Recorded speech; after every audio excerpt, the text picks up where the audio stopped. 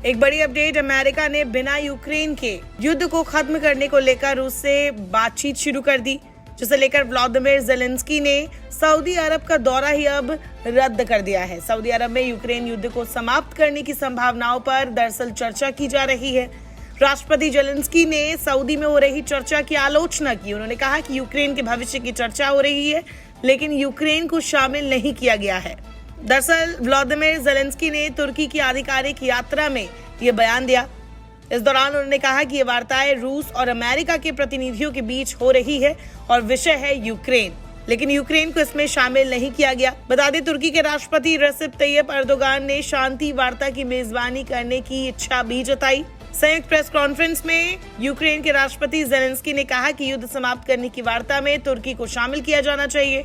उन्होंने साफ कहा कि वार्ता में यूरोपीय संघ, तुर्की और यूनाइटेड किंगडम को भी शामिल किया जाना चाहिए।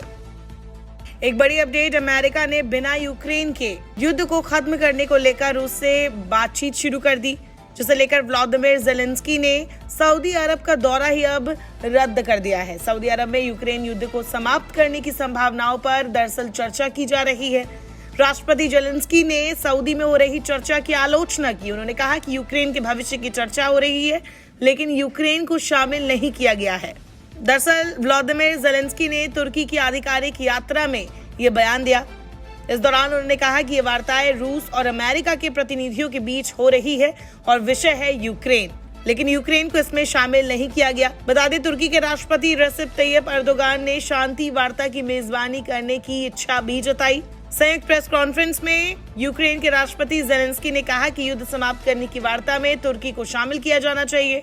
उन्होंने साफ कहा कि वार्ता में यूरोपीय संघ, तुर्की और यूनाइटेड किंगडम को भी शामिल किया जाना चाहिए।